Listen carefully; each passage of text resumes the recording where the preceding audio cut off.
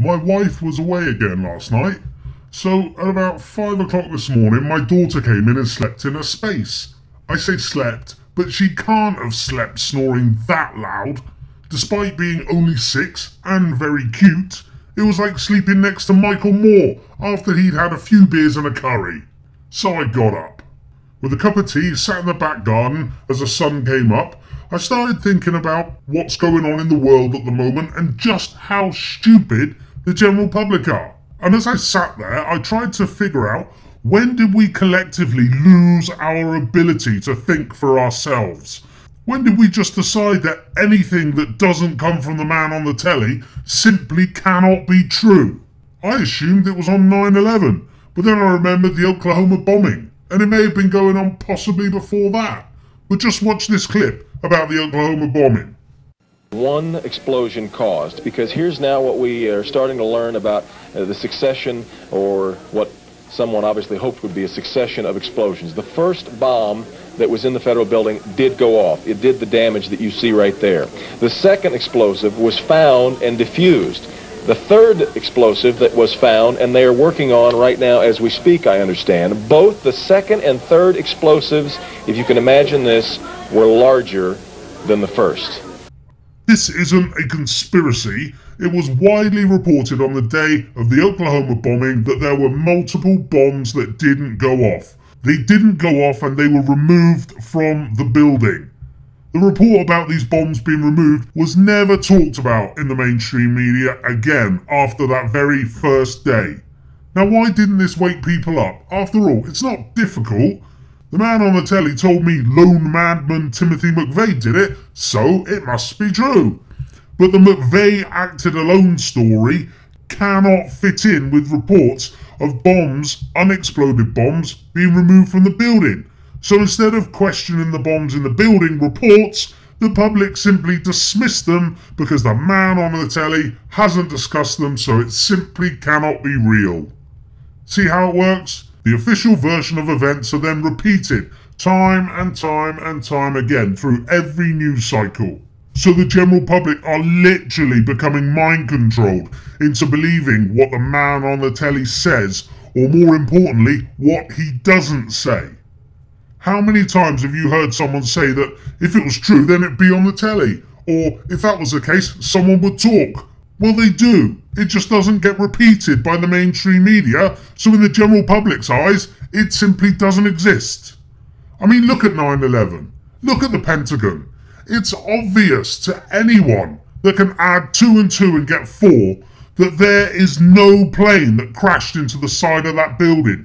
There is zero wreckage of a plane anywhere. That's not a conspiracy. That's a fact. Look with your own eyes. What do you see?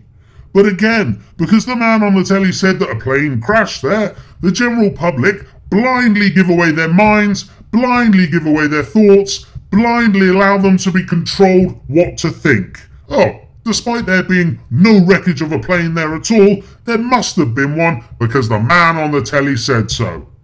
I mean, come on, people. Where is there a plane in these pictures?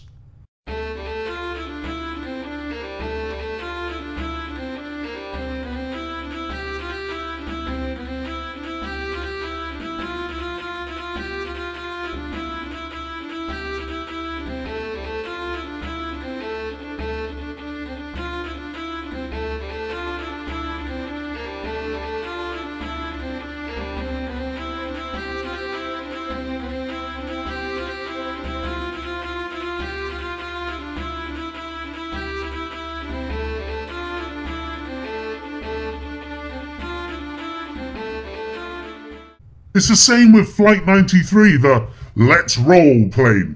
Again, clearly there is no wreckage of a plane in this field. Compare Flight 93's wreckage to that of MH17, where a plane did crash into a field.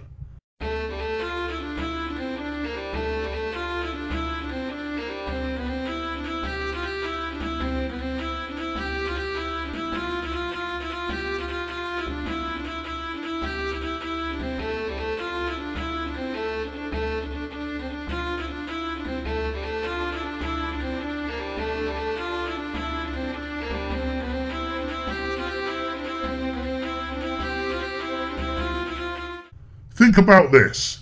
Just how on earth can explosions emanate from the Twin Towers some 60 stories below the impact site?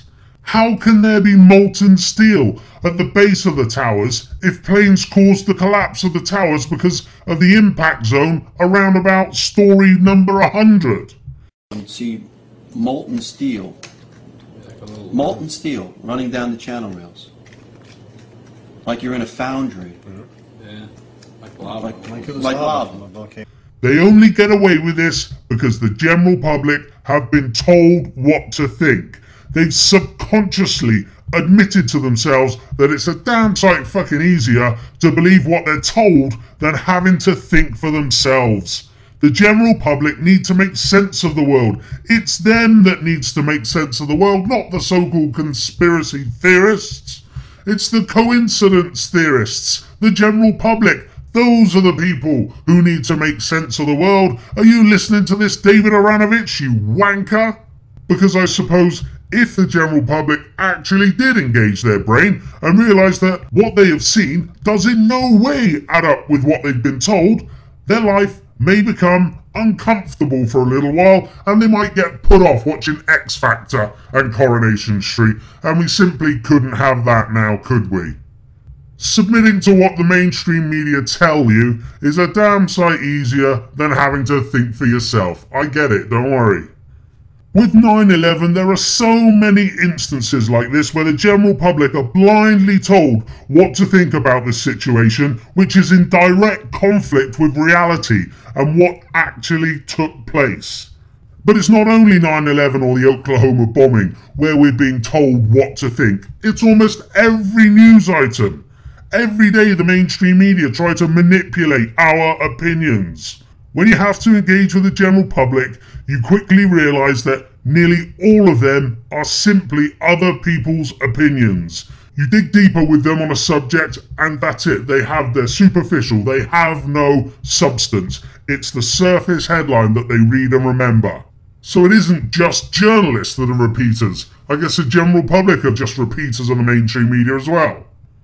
Look at the chemical weapons attack in Syria last year. Obama and Cameron, backed by the mainstream media, told us what to think and that it was Assad who done it, innit?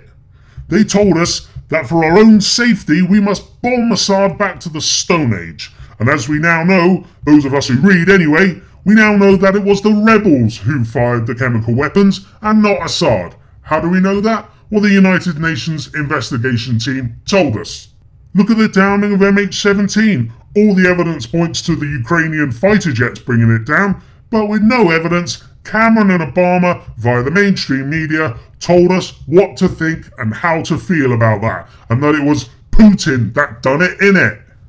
Even with ISIS, Obama doesn't want you to think for yourself, because he is openly funding, arming and training ISIS, whilst publicly admitting he's fighting ISIS.